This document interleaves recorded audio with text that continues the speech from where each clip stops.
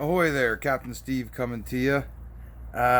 This is be day 14 and 15 because pretty much nothing going on as far as the boat. The mechanics don't work on weekends, so I'm sitting here at the marina waiting for tomorrow to find out what's going on with the head of the motor.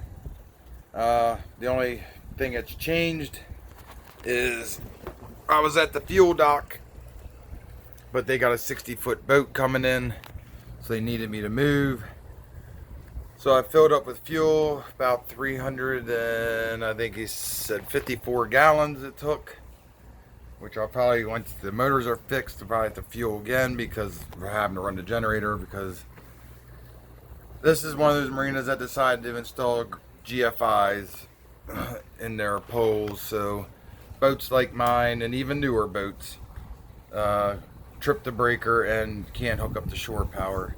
The last marina that we were at that this happened, the dock guys even said brand new boats, 2021 boats coming in, trip the breakers. So why they go to a GFI on a dock surrounded by water and moisture is beyond me. But anyway, so I've moved from the fuel dock up there.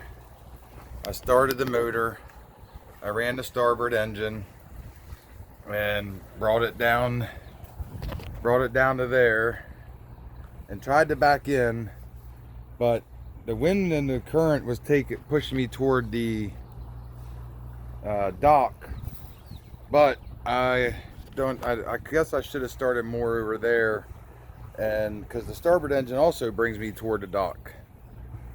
So I probably should have started over there more and backed up and let the starboard engine and the current wind bring me in. But I started like kind of next to that catamaran, and it was just bringing me over too far.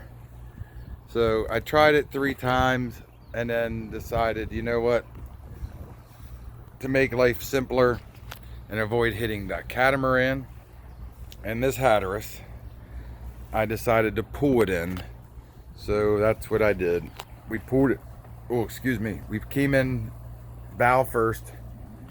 So I just came in close to about maybe 2 feet, 3 feet from that hatteras, and let the wind and the current bring me in, at least till I got close enough for the dock people to grab the rope and pull it in, and then walk it up a little bit and then tie it off. So now I'm out of the free-for-all as far as wind and the current and any wakes out there, and I'm inside of I'm on an inside slip, which gives me some protection from the wind and the wake from other boats, especially with this hatteras sitting in the way to take the brunt of any wakes and any wind. They'll cut it down before it gets to me.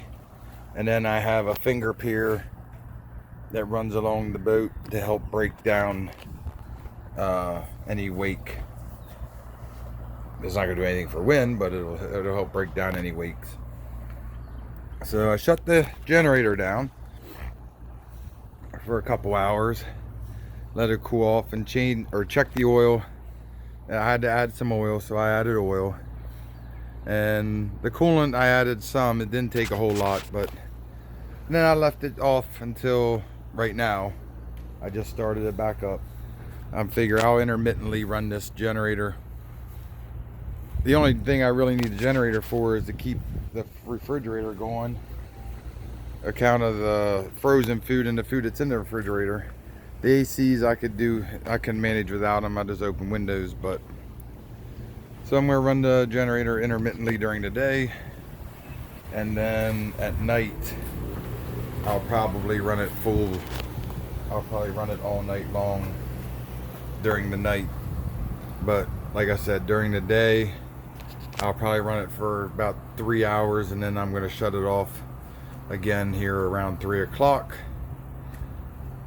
And then I'll wait till about 7, 8 o'clock at night, and I'll turn it back on and let it run all night until I get up in the morning.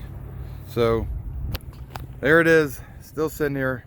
Hopefully I'll find out tomorrow afternoon how the head came out when they tested it. But they don't know is I initialed 2 sides of the head and took a picture of the number stamped into the head. Because it's not that I don't trust them, but I don't trust anybody. Trust but verify, as we say in the military.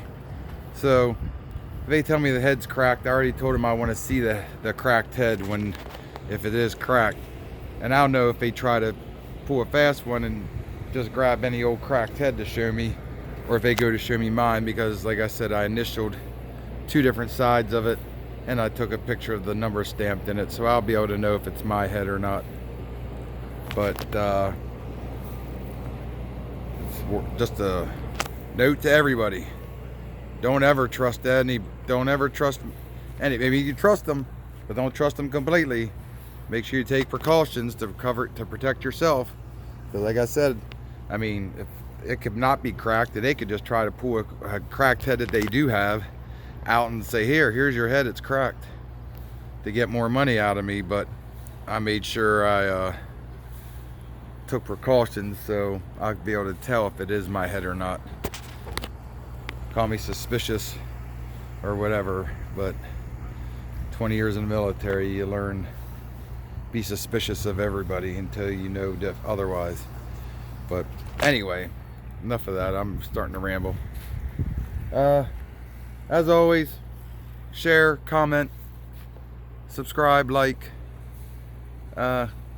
Keep motoring sales up, and you keep striving for that bucket list, and I will let you know tomorrow if I find if I find out anything. Hopefully the machine shop can get it tested, and I'll know something for sure. So other than that, have a great day.